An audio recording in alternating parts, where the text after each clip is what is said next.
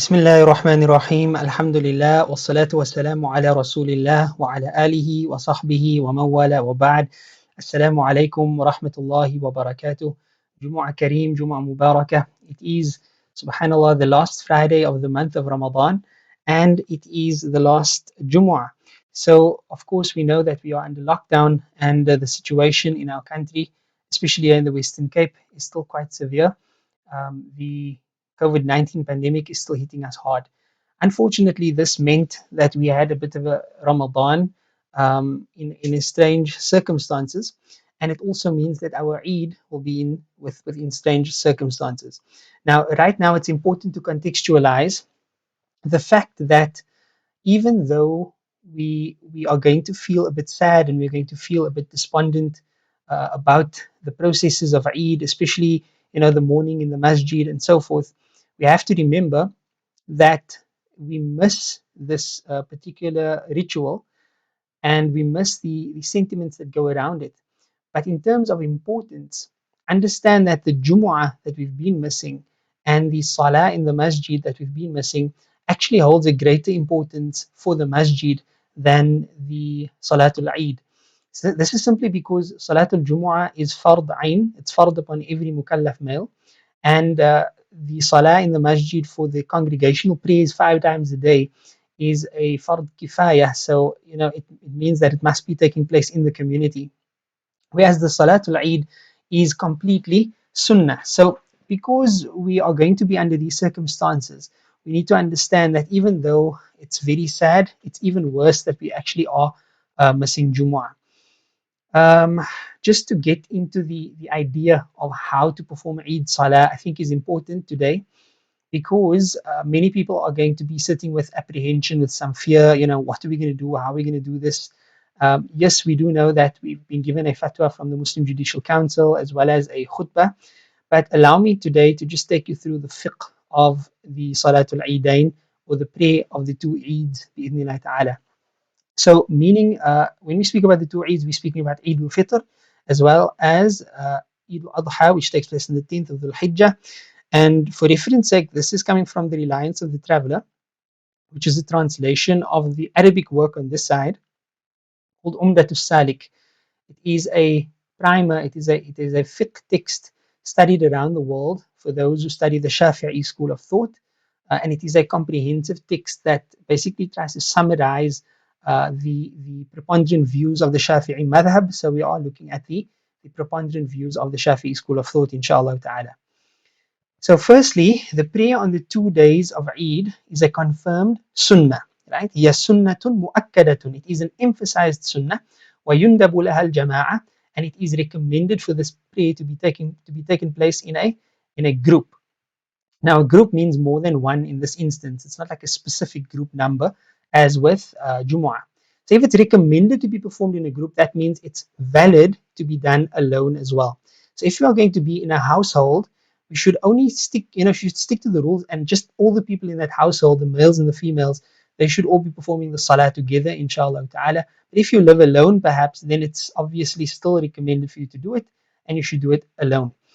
That said, if someone, for some reason or the other, has an excuse not to do it at all, in other words, they leave it out, they are not sinful, they are just simply missing out on a major reward because it's a sunnah mu'akkada, it's an emphasized sunnah, alhamdulillah. وَوَقْتُهَا مِنْ طُلُوعِ الشَّمْسِ. The period of the salah begins. Now, when can we make the salah from? Its waqt. It actually begins at sunrise. وَيُنْدَبُ مِنْ إِرْتِفَاعِهَا قَدْرَ رَمْحٍ. And it's recommended for the salah to be performed when the sun is above the horizon for the length of a spear. Now, obviously, what this means is that if you look at the horizon, it looks as though you can fit a spear between the sun and the horizon, but it's not meant literally to be that, of course. So, if you can see that there's a little bit of a distance between the disk of the sun and the horizon, then that is the period in which it is recommended to perform Salatul Eid, inshallah.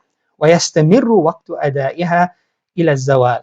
And the time period for the salah extends all the way until the waqt of dhuhr, in other words, the waqt of zawal, what we call the zenith, when the sun is at its highest point in the sky and it moves away from that point. That's when dhuhr starts, and that's when the Eid Salah is no longer أداء, it's no longer on time.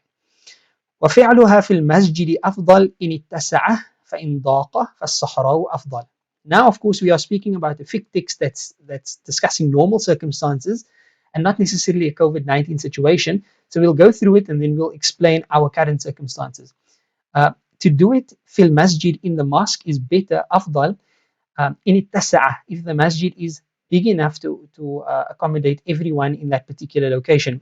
فَإِنْ ضَاقَ فَالصَّحْرَاءُ أَفْضَلُ. But if it's constricted such that not everybody can fit into the mosque, then it's better to do it outdoors. And this is, of course, where the idea of a Eidgah comes into being.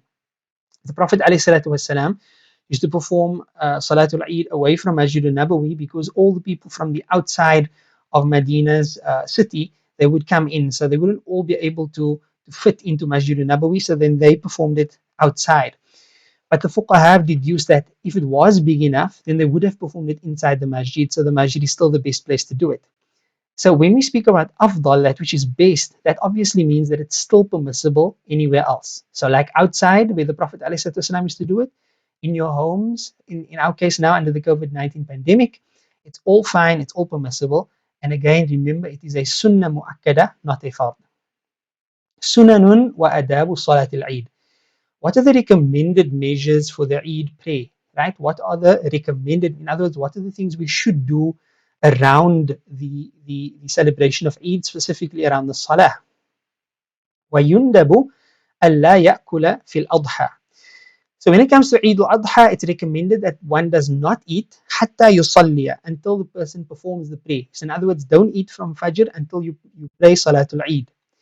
وَيَأْكُلْ فِي الْفِطْرِ قَبْلَ الصَّلَاةِ تَمَرَاتٍ وِتْرًا. But when it comes to Eid al-Fitr, which is the current Eid that we are facing, there it is actually recommended to eat after Fajr sometime, but before the actual Eid Salah, because remember now we're breaking the tartib of Ramadan. In Ramadan, you would stop eating at Fajr, before Fajr, and you would continue for that fasting state until Maghrib. Whereas now, Allah wants us to not, because it's haram to fast in the days of Eid, so now we do not fast. We break the process of Ramadan. We don't fast, we actually eat deliberately, and it's of course recommended to eat a few odd numbered dates. So whether that be 1 or 3 or 5 or 7, whatever you feel comfortable with, inshallah ta'ala. And the odd number is from the sunnah. Then furthermore, وَيَغْتَسِلَ بَعْدَ الْفَجْرِ, and the person should perform a ghusl after Salat al-Fajr. So anytime after the Fajr Salah, the entire family, inshallah, should take turns, they should perform a ghusl. This means that we should still celebrate Eid, even though we're not going to be in the masjid, even though we're not necessarily going to wear the brand new clothes that we would normally wear, which is still permissible. But we should still perform all the rituals of Eid, including the clothing, which we'll get to. So you perform a ghusl anytime after Fajr, وَإِن لَمْ يُصَلِّ, even if the person is not going to be making salah. So for example, a lady with a hayd or nifas, etc., that person should also perform a ghusl, because it's not a ghusl for salah, it's a sunnah ghusl, it's a sunnah washing for the celebration of the day of Eid. وَيَجُوزُ مِن نِصْفِ اللَّيْلِ. It's also permissible, if after Fajr is too difficult for some reason, then it's permissible to make this ghusl anytime from after the half of the night. The half of the night isn't necessarily midnight. You calculate when does Maghrib begin, and when is Maghrib, when is Fajr, and then halfway through, that would determine what half of the night is. وَيَتَطَيَّبَ, the person should also wear perfume, nice smelling perfumes. That said, of course, in our current circumstances, both men and women can wear the perfume, because only the husband is going to be smelling the wife and the wife smelling the husband. So but all of them can adorn themselves to an extent that maybe wouldn't have been permissible if they had to be outdoors. So a lady outdoors would wear very little perfume, only personal perfume. But now she can really go and wear her makeup and her perfume and everything, because she's adorning herself specifically for her husband or for those family members who are her close-knit family members, and she has very little as far as measures of awrah is concerned.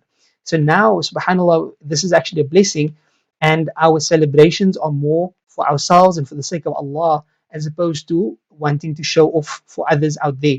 And we can really see the difference between the two. وَيَلْبَسَ أَحْسَنَ ثِيَابِهِ وَيُنْدَبُ حُضُورُ الصِّبْيَانِ بِزِينَتِهِمْ. Then he also says, the author, rahimahullah ta'ala, Ibn Shihab, Ahmad ibn Lu'lu al-Misri, he says, you should also wear the best of your clothing. وَيُنْدَبُ حُضُورُ الصِّبْيَانِ, and it's also recommended for the children to be present. بِزِينَتِهِمْ, wearing their beautiful clothes. Right? So you should wear good clothing. Now, your good clothing doesn't necessarily mean you need to buy a brand new set of clothes. Go to your cupboard, mashallah, find the best garments that you have. That which is closest to the sunnah is best. If you want to know which is the best color, then white is the best color because that's the recommendation of Rasulullah sallallahu alaihi wasallam. But these are all just recommendations. At the end of the day, any permissible clothing is fine, and men have their rules for permissible clothing, and women have their rules. And then, of course, when you consider who are you going to be seen in front of, then it's a matter of awrah. And then you consider, is it appropriate for the salah? And you wear that clothing, bismillah, look beautiful, because Allah is beautiful and He loves beauty. So we actually do need to dress up and look our best for the sake of Allah subhanahu wa ta'ala. And here, of course, we do understand that some people are less privileged and less fortunate. It does not say wear expensive clothing, it says wear what is your best clothing, inshallah. So then the author carries on and says, وَمَنْ لَا تَشْتَهِي أو لَا تُشْتَهَى مِنَ النِّسَاءِ. Now, if it is a public gathering, then this would apply. So I'm not going to go into detail with this right now, but if there's extremely beautiful and attractive women, then they should tone down the clothing and the attractions when they go to the public gatherings for Eid. And then he also says, بِغَيْرِ طِيبٍ وَلَا زِينَةٍ. They should also not use any perfume and not use any. Obviously, when we say perfume here, we don't mean underarm and the like. We mean perfume that if a woman walks past and you can smell her, that type of perfume. If it's a public gathering, then that should be discarded. And she shouldn't also dress too attractively when going to a public gathering. But again, now we are in the homes, so those rules that I just mentioned won't apply. وَيُكْرَهُ لِلْمُشْتَهَى. And if there's a woman that's specifically attractive, somebody's after her, then she should rather, if she knows that there's people after her, she should rather avoid those type of public gatherings. Then وَيُكَبَّرُ بَعْدَ الْفَجْرِ. Then the person should, sorry, وَيُبْكِرَ بَعْدَ الْفَجْرِ. وَيُبْكِرَ means the person should go early. بعد الفجر, after Salat al-Fajr, ماشيا, walking, ويرجع في غير طريقه, and then return on a different pathway. Now again, this is for the public gathering of Eid. If you're going to the masjid or an open field, then you would leave your home early, as early as possible after Fajr, and you would go walking. That's a recommendation, of course, if it's safe, and then you would return from a different path. Now, we're in our homes, so this wouldn't apply, inshallah ta'ala. So we can keep it in mind for next Eid. And may Allah ta'ala grant us life to see the next Eid. Ameen ya Rabb. We move on from there, and then he says, وَيَتَأَخَّرَ الْإِمَامِ إِلَى وَقْتِ الصَّلَاةِ وَيُنَادَى لَهَا وَلِلْكُسُوفِ وَالْإِسْتِسْقَاءِ الصَّلَاةُ جَامِعَةً. So this is specifically for the Imam. If it was in a masjid or in a public gathering, then the Imam would wait and not enter into the gathering until the time of Salah, and then it would be called what we normally say, as-salatu jami'ah, as-salatu jami'ah. The prayer is gathered now. The prayer is gathered now. There's no iqamah. There's no Allahu Akbar, Allahu Akbar. There's no adhan for this particular type of salah. So those are all the matters around the celebration itself and what we should do, inshallah. And of course, when we spoke about the ghusl, the same things would apply as you would normally do for the ghusl, trimming of the hair and the nails, and making oneself neat, etc. Sifatu Salat al-Eid. So how exactly does one perform Eid Salah? Now again, bear in mind that this is a sunnah. So if you miss something and you feel that your prayer is invalid or so forth, then you have the option to redo it. And if you still feel, what, I'm just lost, I just can't, then alhamdulillah, you did not do anything haram. It is a sunnah. However, it's easy enough, subhanallah, that anyone can do it. وَهِيَ رَكَعَتَانِ. The Eid Salah is essentially only 2 units of prayer, 2 rak'ahs. ويكبر في الأولى بعد الاستفتاح وقبل التعوذ 7 تكبيرات. So the Imam, whoever is going to lead the Salah, or the person performing on their own, would start the Salah. You don't have to worry about an Arabic niyyah. You never have to worry about an Arabic niyyah. In your heart, you intend, you can even say it out loud, I intend to perform the 2 rak'ats sunnah of Eid. That's it. for the sake of Allah subhanahu wa ta'ala. So the Imam would start as per normal. He would say Allahu Akbar. Once he says Allahu Akbar, that takbir is his normal takbir. We will leave that one aside for now. He will just make that takbir and then start with his du'a'ul istiftah. Now that du'a that we normally say when we start the salah, Allah inni wajahtu wajhiya lilladhi fatara samawati wal arda hanifa muslima wa ma ana minal mushrikin. That exact du'a the Imam would read or the person would read. After that du'a, now the Imam would read the first takbir. So that would be Allahu Akbar. And then again, Allahu Akbar. And then again, Allahu Akbar. 7 times. So 7 times consecutively. And in between each time, the Imam would say, Subhanallah walhamdulillah wa la ilaha illallah wallahu Akbar. I'm going to go through this again slowly. So after the 7 times, then the Imam would say, A'udhu billahi minash shaitanir rajim softly and continue, Bismillahir Rahmanir Rahim, Alhamdulillahi Rabbil Alameen, Ar-Rahmanir Rahim, the Fatiha. Then Ameen, and then a surah, and then complete the rak'ah as per normal. The second rak'ah, he says, وَفِي الثَّانِيَةِ, in the second rak'ah, قَبْلَ تَعُوذِ, before you start reciting, so you come up from sujood, Allahu Akbar. Now you start your 5 takbirs. This time it's 5 and not 7. Allahu Akbar, number 1. Allahu Akbar, that's number 2. Allahu Akbar, that's number 3. Allahu Akbar, that's number 4. Allahu Akbar, that's number 5. Again, in between each one, Subhanallah, walhamdulillah, wa la ilaha illallah, wallahu Akbar. If you forget to say it, or you don't know what to say, etc., you get lost, it's fine, nothing is wrong. After your 5, now again, A'udhu billahi minash shaitanir rajim, Bismillahir Rahmanir Rahim, Surah Al-Fatiha, Ameen, and another surah. طيب. So after looking at that, the Imam continues and completes that cycle of prayer until he says Assalamu alaikum wa rahmatullah, Assalamu alaikum wa rahmatullah, and that's the end of it. So let me go through it again now that we've sort of laid it out. So وهي ركعتان, it is 2 units of prayer. ويكبر في الأولى بعد الاستفتاح. So the Imam, after saying Allahu Akbar and after saying Inni wajahtu wajhiya, will make 7 takbirs, right? Allahu Akbar, Allahu Akbar, Allahu Akbar, Allahu Akbar, Allahu Akbar, Allahu Akbar, Allahu Akbar, with a short pause in between each one, inshallah. Then he would say A'udhu billahi minash shaitanir rajim, and then he would say Bismillahir Rahmanir Rahim, recite the Fatiha, recite the surah, complete the rak'ah as per normal. Then when he's coming up for the second rak'ah, so he comes up all the way, Allahu Akbar, right? So now he's in the second rak'ah. Before we begin the recitation, Allahu Akbar, 1, Allahu Akbar, 2, Allahu Akbar, 3, Allahu Akbar, 4, Allahu Akbar, 5. Now that 5, right, is not obviously including the one where he came up. The one where he came up is not counted in. Just like in the first rak'ah, the one where you start the salah and you say Allahu Akbar, that's not counted in. So it's 7 in the first rak'ah, besides the starting one, 5 in the second rak'ah, besides the one for coming up. I hope that's clear enough, inshallah ta'ala. Each time, يرفع فيها اليدين, each time raising the hands, right? So like you would normally raise your hands to the shoulders, where your palms are facing towards the qibla, like this. Allahu Akbar. That's how you would raise the hands each time. ويذكر الله تعالى بينهن, and make some dhikr in between each takbir. It's not compulsory, it's recommended. So you can say Subhanallah, walhamdulillah, wa la ilaha illallah, wallahu Akbar. Glory be to Allah, perfect is Allah, all praise is due to Allah. There is no deity worthy of worship besides Allah. Allah is the greatest. وَيَضَعُ الْيُمْنَى عَلَى الْيُسْرَى, and each time after saying Allahu Akbar, you put your right hand over your left hand on your chest, inshallah.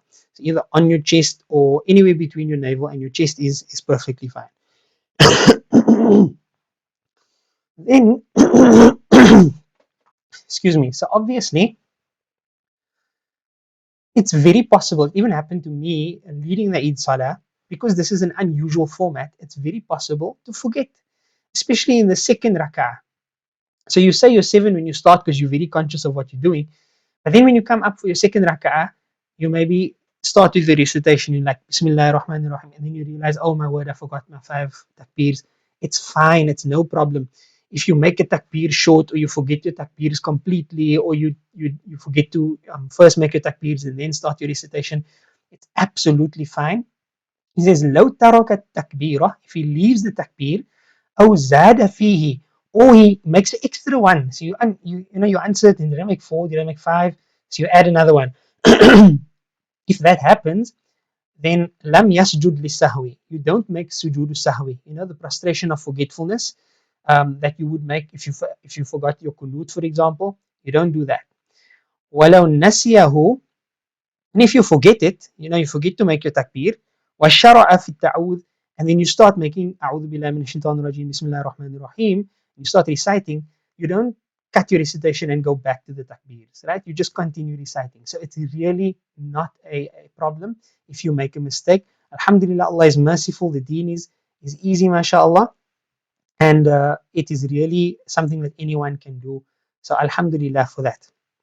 Now, for those who are hafiz of the Quran, or if you want to stand and recite from a mushaf, if you are fluent, then it is recommended وَيَقْرَأُ فِي الْأُولَى, you can recite in the first rak'ah Surah Qaf, وفي الثانية, and in the second rak'ah, obviously after Fatiha, and in the second rak'ah after the Fatiha, اقتربت, right? اقتربت الساعة وانشق القمر. That's actually Surah Al-Qamar. So if you are hafiz, or you can recite from a mushaf fluently, you may then read those surah. But it's not wajib, it's not compulsory, it's recommended.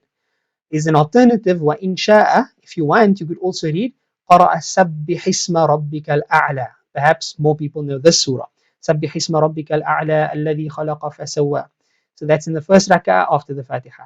And then in the second rak'ah after the Fatiha, Surah Al-Ghashiyah. هل أتاك حديث الغاشية وجوه يومئذ خاشعة. So if you know those surah, then read that inshallah. Bismillah, alhamdulillah, excellent. If you don't know those surah, it's not a train smash whatsoever. You may read any surah, and perhaps the best recommendation, and I've seen it's even here in the English, he says, one may recite Surah Al-Kafirun in the first rak'ah, and Surah Al-Ikhlas, or Kul Huwallahu Ahad, in the second rak'ah.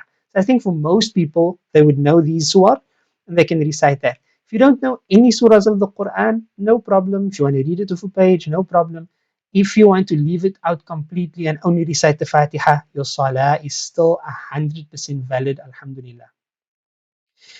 So now, we are of course not in a situation where there are qualified imams in your homes, etc. So the MJC sent out two khutbahs, two very short khutbahs, that the Amir of the household can practice and read on the day, so he can read it to the household. If he's willing to do it, if he's up for it, etc., he can just simply read through the Arabic. That would attain the sunnah of the khutbah as well. However, if you choose not to, in other words, you're not confident, you're unsure about yourself, etc., you are absolutely at liberty to omit the khutbah. Your salah itself is completely valid still. If you choose to maybe listen to a khutbah online or something like that, that's fine. It's not like you're connected to that imam. It's not like you can follow them in salah or anything, but you can listen to a khutbah, that's fine. It's preferable, however, you take up the challenge, inshallah, and read the two khutbahs, any two khutbahs of Eid. So I'm going to read through the fiqh, but that's my preamble. That don't stress yourself out like, oh my, ya salam, oh my God, how am I going to read this?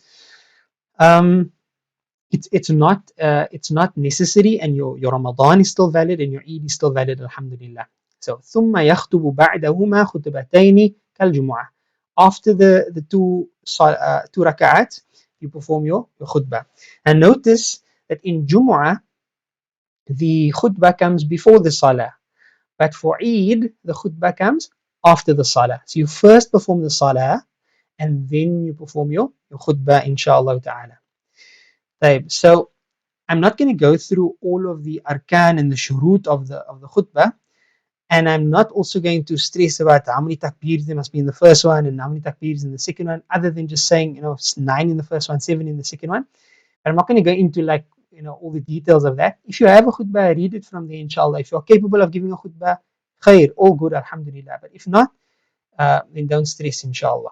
Now we move on to the takbirs, right? The takbirs. So When it comes to Eid, then there are two types of takbirs. For this, he says, وَالتَّكْبِيرُ مُرْسَلٌ وَمُقَيَّدٌ. A takbir can either be mursal, unrestricted, or muqayyadun, restricted. Unrestricted means anytime, anywhere, in any format. Restricted means a specific ritual that's structured. So فالمرسل هو ما لا يتقيد بحال بل في المساجد والمنازل والطرق يسن في العيدين من غروب شمس ليلتي العيد إلى أن يحرم الإمام بصلاة العيد. So the mursal type, the unrestricted type, is what we are referring to when they sight the moon for Eid, or when you know, okay, it's the night before Eid now and it's Maghrib as set, depending on our circumstances. As soon as they sight the moon, or as soon as we know, okay, tomorrow is Eid, and from that Maghrib, it's sunnah to make takbir, Allahu Akbar, Allahu Akbar.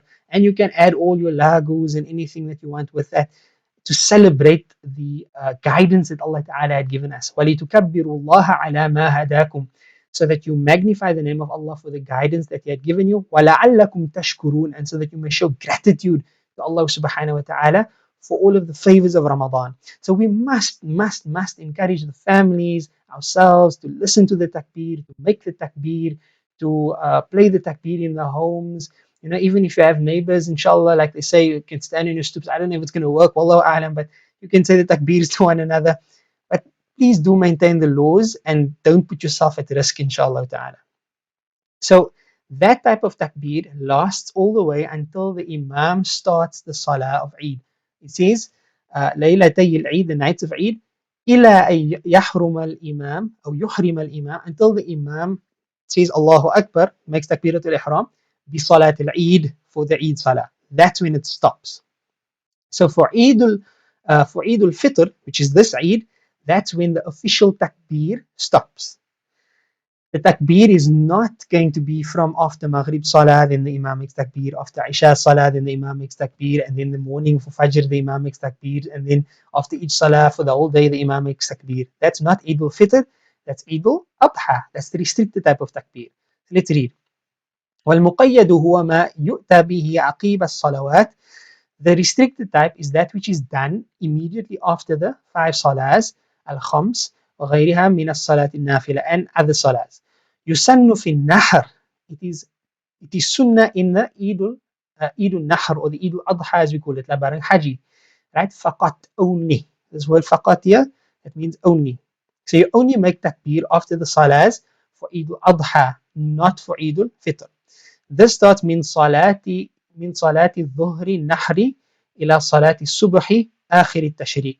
It starts from صلاة الظهر on the day of Nahr and the day of slaughter, and إلى صلاة الصبح آخر التشريق, till the Fajr prayer of the last day of Tashriq. وهو رابع العيد, and that would be the fourth day of Eid. والمعتمد, now he says here, the relied upon view in the Shafi'i school is أنه من صبح عرفة إلى العصر من آخر أيام التشريق.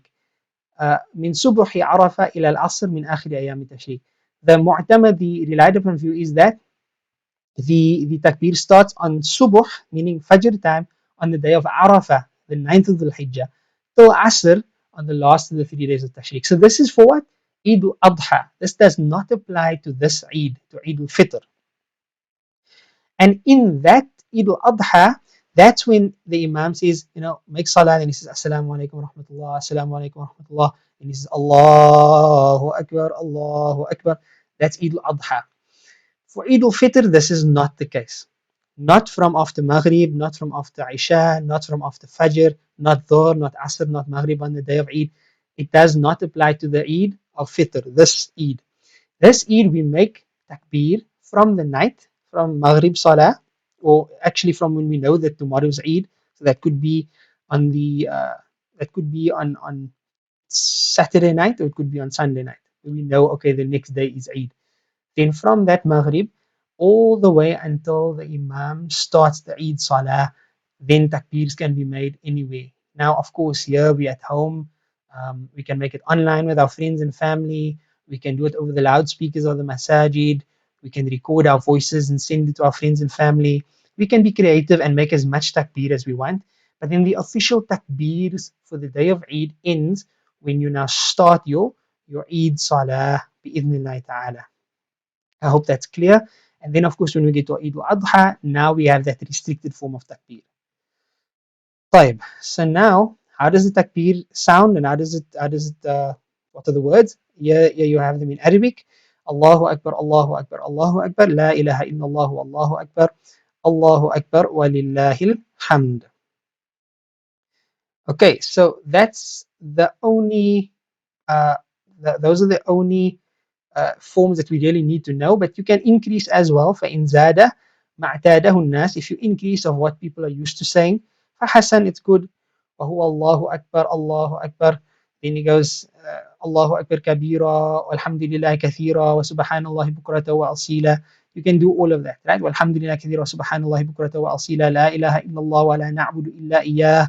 إلا إياه مخلصين له الدين ولو كره الكافرون. لا إله إلا الله وحده صدق وعده ونصر عبده وأعز جنده وهزم الأحزاب وحده. لا إله إلا الله والله أكبر الله أكبر ولله الحمد. Okay, so that ends that particular section of the takbir. ولو رأى في عشر ذي الحجة شيئا من الإنعام فليكبر حينئذ تعظيما لخالقها. Okay, so that's in the last 10 days of the Hijjah. So those are the only um, fiqh understandings or fiqh lessons that we need to know for Eid al-Fitr and Eid al-Adha.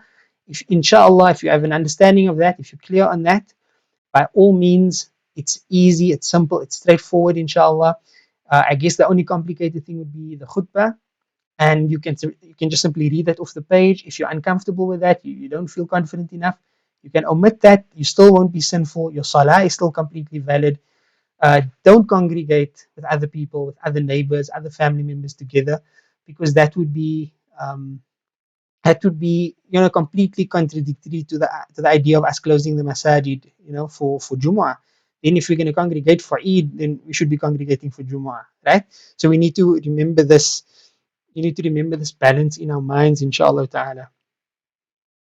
طيب, so before I conclude, there are some other factors that I wish to mention um, with regards to Eid. And that is, before we get to the day of Eid, make sure you pay your fitrah. Make sure your fidya is paid, your fitrah is paid, but especially the fitrah, because you are actually going to be sinful if the processions of the day of Eid start and you still haven't paid your fitrah.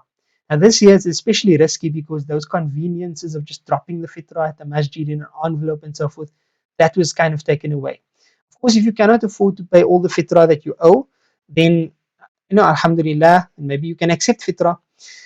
But if you can afford to sustain yourself and your family for the day and night of Eid, then and you have extra, then that means you can pay fitrah.